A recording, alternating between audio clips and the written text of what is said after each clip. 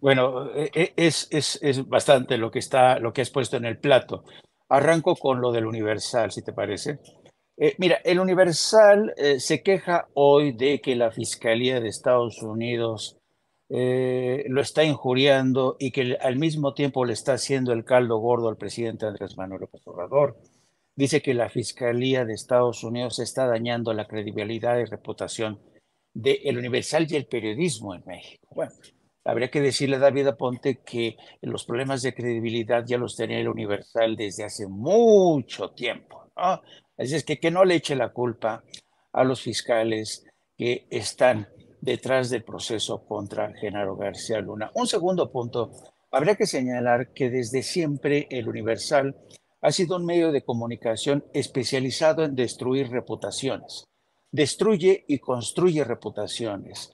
Hunde a quienes considera sus adversarios y elogia a quienes así ha sido siempre. Siempre yo trabajé para el Universal cerca de casi 15, 16 años y doy fe porque a mí muchas veces me llamaron, me mandaron mensajes para tratar de destruir reputaciones, por ejemplo, basándome en documentos que nunca existieron en el Departamento de Justicia de Estados Unidos. De esos doy fe y constancia, así que sé muy bien cómo trabaja el Universal. El Universal miente.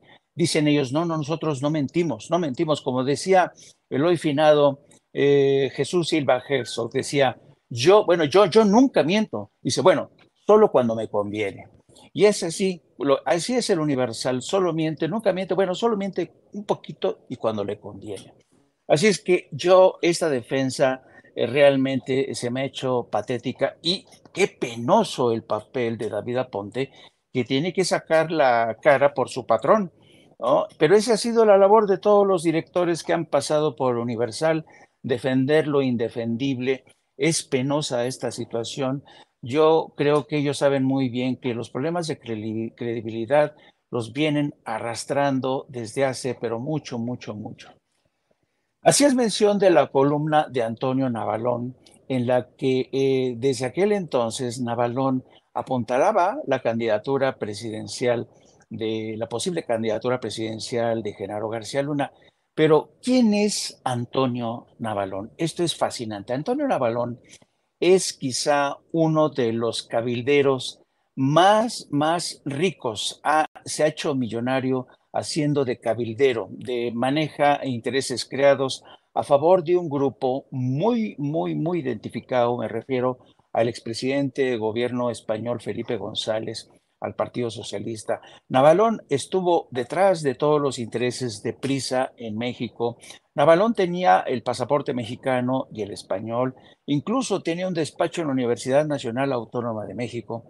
Navalón fue un hombre que siempre presumió en España de ser uno de los mejores conocedores de la realidad.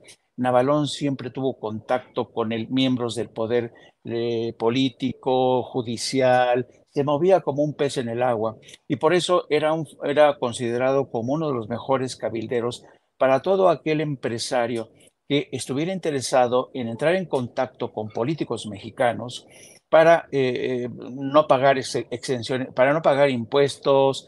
Trabajaba muy bien el tema de las exenciones fiscales, no solamente en México, sino en España. Hubo un caso muy sonado en España de Mario Conde, que fue el dueño de uno de los bancos más importantes, que le permitió ahorrar casi 600 millones de euros en impuestos.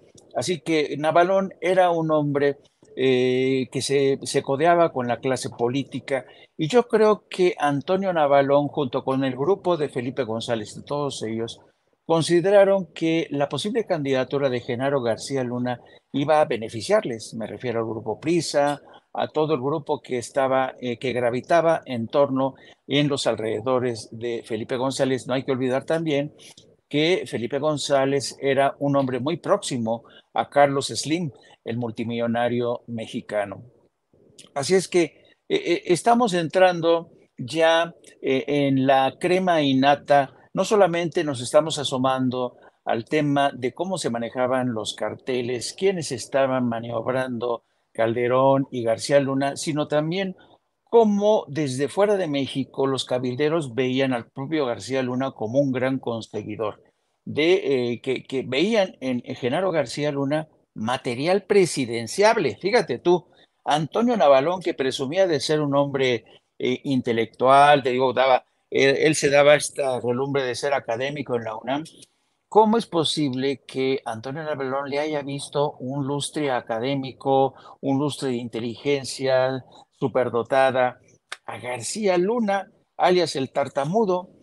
A mí, francamente, esto no me checa y como dicen, cuando no suena lógico, suena metálico. Se ve que quizá García Luna sí va a conseguir en su gran conseguidor en el caso de que prosperaran sus aspiraciones a la presidencia. Eso te habla del craso oportunismo de los españoles que siempre, siempre apostaban por el caballo que les redituaría mayores ganancias. Así es que la historia de España, los vínculos con el señor Navalón, del grupo Prisa, pues hablan de toda una alianza que se forjó. No hay que olvidar desde la presidencia de Vicente Fox. Fueron los españoles los que más cautivaron, los que más prodigaron, los que más cortejaron a Vicente Fox, un hombre que, por cierto, también tenía preferidos en el mundo de la droga. Yo alguna vez le pregunté a Gay Kerlikovsky, el zar de los antinarcóticos de Estados Unidos, le pregunté si acaso tenía él la impresión de que Vicente Fox favorecía a un cartel y él me dijo, sí, tenemos la impresión de que Fox beneficia a un cartel de la droga. No me quiso decir a qué cartel, pero yo sospecho que era el cartel de Sinaloa. Sigue escribiendo Navalón, ¿no? Creo que tiene una columna en El Financiero, según lo que veo. 6 de febrero. Ayer, en su columna del periódico El Financiero, Año Cero, se publica en el periódico, insisto, El Financiero, El Juicio Universal. Y lo leo. En la historia de la humanidad han sido muchas las veces en las que el buscar hacer justicia, celebrar un juicio buscando esclarecer la verdad ha sido insuficiente, improbable o simplemente se han perdido los elementos para justificar los mecanismos que garantizan su obtención. El juicio que actualmente se está celebrando en Nueva York, en la misma sala que condenaron a cadena perpetua al nacido en Badiraguato, Sinaloa, y que fue quien dio continuidad a las técnicas implementadas por Pablo Escobar para satisfacer, nunca hay que olvidarlo, las necesidades del mercado inacabable de las drogas de Estados Unidos, es un juicio especialmente particular. Lo es, aunque nominalmente esté dirigido contra el antiguo secretario de Seguridad Pública del gobierno de Felipe Calderón, Genaro García Luna. Es inevitable darse cuenta de que para hacer justicia es necesario volver a llamar las cosas por su nombre, dice. Al final de la Primera Guerra Mundial, el Tratado de Versalles de 1919 incluyó una cláusula en la que se instruía juzgar al Kaiser Guillermo II como culpable de ofensa suprema a la moral internacional y a la autoridad sagrada de los tratados, siendo esta la primera vez que buscaba juzgar a alguien por crímenes de guerra, que se buscaba juzgar a alguien por crímenes de guerra. Inglaterra se opuso al juicio y el Kaiser pudo morir en el exilio. Sin embargo, este hecho fue fundamental para lo que vendría después y que terminó siendo el antecedente del surgimiento del concepto de crímenes de lesa humanidad o contra la humanidad, introducido al final de la Segunda Guerra Mundial y como reacción a la indignación provocada por el Holocausto. Finalizada la guerra vinieron los juicios de Nuremberg, que fueron muy importantes para crear la jurisprudencia y las características exactas jurídicas para juzgar a alguien por haber cometido crímenes contra la humanidad. Hoy, viendo el número de víctimas que día con día tiene el narcotráfico y el consumo de drogas alrededor del mundo, no veo por qué no se debería de catalogar dichos crímenes como perpetrados contra la humanidad. Según el Estatuto de Roma de 1998, hay 11 tipos de crímenes contra la humanidad: homicidio intencional, exterminio, esclavitud, traslado forzoso de una población, encarcelamiento, violación de las normas establecidas, tortura, violación o crímenes sexuales, persecución política, racial, religiosa o por motivos inaceptables para el derecho internacional, desaparición forzada de personas, crímenes de apartheid u otros actos inhumanos que atenten contra la integridad mental o física de las personas. Muchos de ellos, sin duda, son cometidos en la práctica ilegal del consumo y tráfico de drogas. Tuvieron que pasar muchos años, millones de muertos y un holocausto para poder sentar las bases, los conceptos y los mecanismos para hacer valer la justicia y condenar a quienes atentan contra la humanidad. García Luna, escuchen bien lo que escribe Antonio Navalón en El Financiero. García Luna, con diferencia del nacido en Badiraguato, no es el malo entre los malos. Él es solamente uno más que tiene los socios y que hace y lleva a todas las preguntas. El juicio de Nueva York es un juicio universal porque al mismo tiempo que se nos juzga a todos nosotros, también se pone en juicio nuestra capacidad de deducción, de investigación y de seriedad.